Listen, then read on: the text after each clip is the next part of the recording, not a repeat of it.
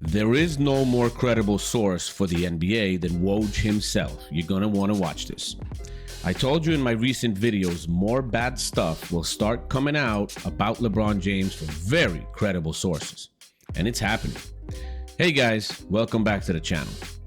We all know how the media loves to put LeBron James on the pedestal. The face of the NBA, the hero, the king, and all that. But let's be real here. Behind the scenes, there's a very different LeBron James, and most people never see him. Today, we're pulling back the curtain a little bit on the LeBron James the NBA didn't want to show you. The one that Team USA nearly left off the 2008 Redeem Team for being too immature and bossy. Imagine that. But first, welcome. My name is Paul, and this is the Basketball Show, where I talk today's NBA, current events, news, players, history, and more. All completely unbiased, even though some people disagree, because any opposing opinion to weak people is always considered hating. Truth is truth, and I try to stand by that. This is from an article featured by the Basketball Network, and I will read you a part of it. Here it goes. According to revered NBA insider Adrian Wojnarowski, Team USA wasn't just planning to muster an elite group of players. They also wanted to ensure that they pick those who have the right attitude and mentality. Based on their assessment, James did not qualify in the latter.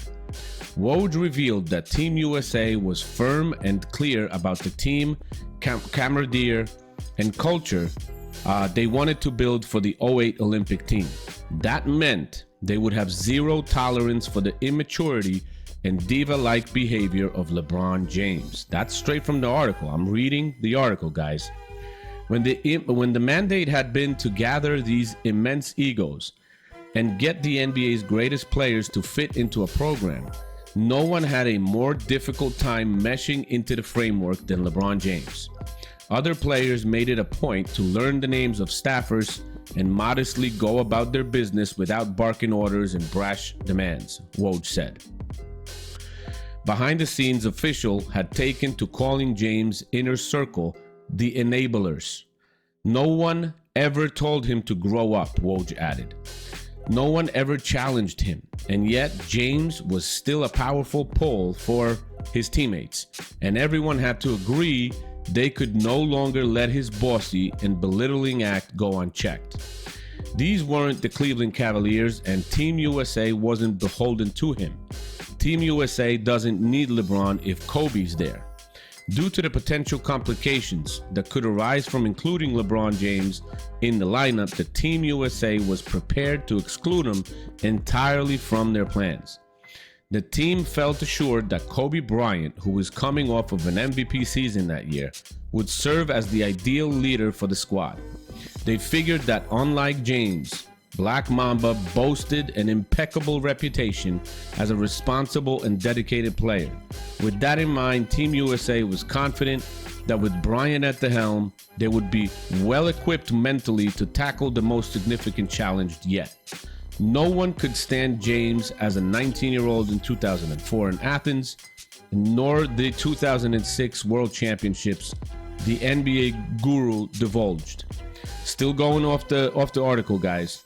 Officials feared James could become the instigator of everything they wanted to rid themselves for the 2008 Olympics. For as gifted as James was, Krzyzewski and Colangelo subscribed to a belief that with Kobe Bryant joining the national team in 2007, they could win a gold medal in 2008 with or without LeBron James. Team USA had to get Jason Kidd as LeBron's babysitter. Did you look at my thumbnail? I hope you did. Let's jump right into this now. Back in 2004, Team USA got embarrassed at the Athens Olympics, finishing with a bronze medal, something that was unheard of in the golden age of American basketball. But when officials regrouped for the 2008 Olympics in Beijing, they knew they had to get the team culture right this time. And LeBron almost didn't make the cut. Yep, LeBron James, the same LeBron James the media calls the chosen one, wasn't about to be chosen. According to Adrian Wojnarowski, one of the most respected NBA insiders, as I just read to you. Team USA wasn't just trying to put together an all-star team for the 2008 Olympics. They were building a team. They wanted guys who were talented and mature enough to buy in, respect the system, and leave their egos at the door.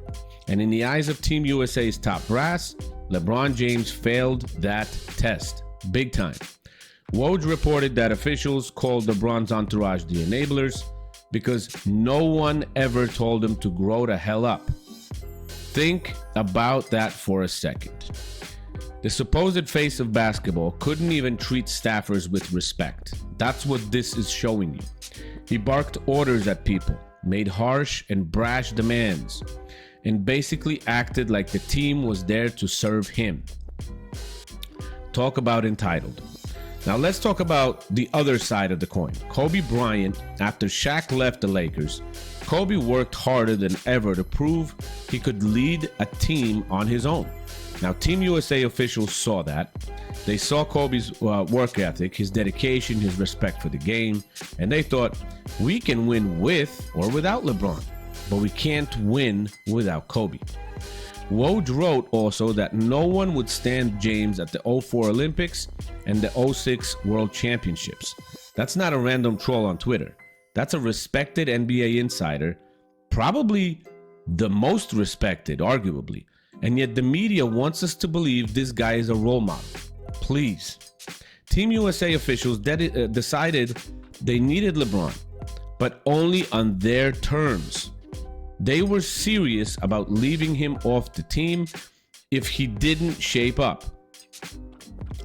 Think about that. Now, this is supposed to be the greatest player of this generation, but his attitude was so bad, they had to get Nike. Yes, Nike, the sneaker company, to have a come to Jesus talk with him, okay?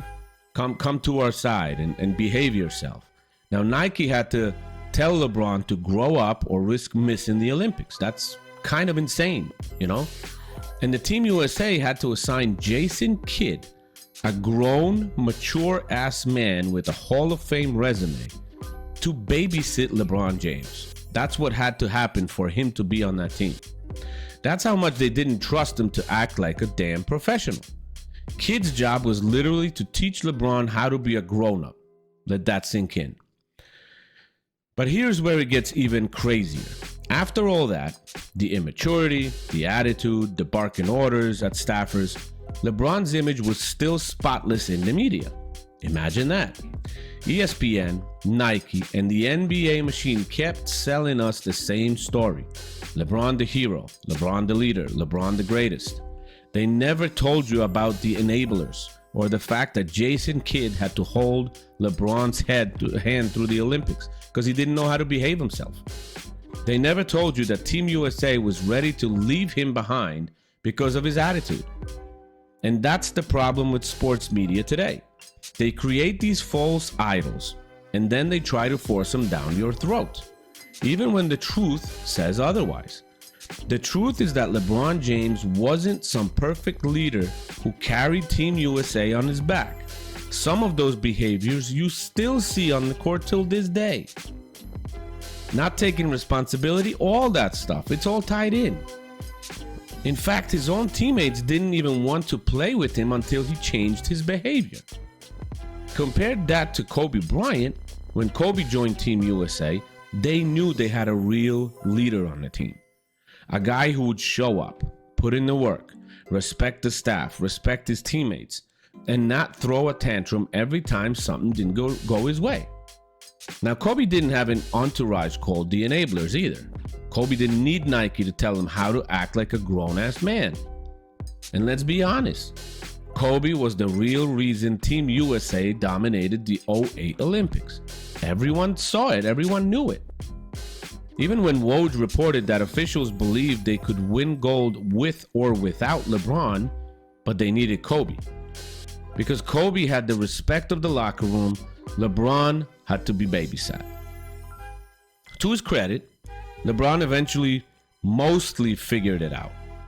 Nike laid down the law. Jason Kidd took him under his wing and led him by the hand. And by the time the redeemed team hit Beijing, LeBron had cleaned up his act just enough to make it work.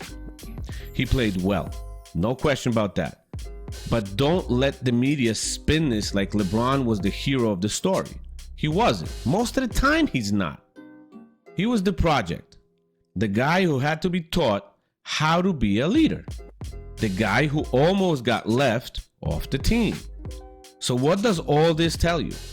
It tells you that LeBron James' image the media loves to push is just that, an image.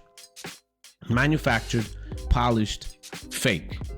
The real LeBron James, the one behind the scenes, had to be told to respect his teammates, to treat staffers like human beings, and to act like a leader.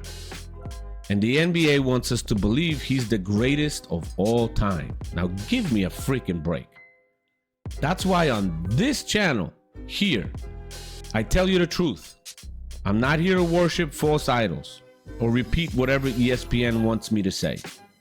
I'm here to talk about basketball, the real stories, the real players, the real facts. And how much more can you get facts that are real than supported by Woj himself in this sport? Now look, LeBron James is a good, very good player. His stats speak for themselves. But let's not pretend he's the flawless hero the media tries to sell us all these years. The real story of LeBron James is a lot more complicated, guys, and a lot more human. He had to learn how to lead. He had to be taught how to be a professional. He's still not 100% there. And the players that watch him constantly and see his behavior on occasion, we all know. For a while, Team USA didn't even want to have anything to do with this guy. That's the truth. And that's why I'm here to bring you the stories the mainstream sports media won't touch most of the time. Now, what do you think, guys? Does this change your view of LeBron James? Were you aware of this? Does this surprise you? Doesn't surprise you? Did the media manufacture a fake image of him? Drop your thoughts in the comments. Become a member to support the channel, or simply one-time donate through a super chat. Smash that like button, hit subscribe, and let's keep this real always. This is The Basketball Show. I'm signing off. My name is Paul. I'll catch you in the next video. Bye.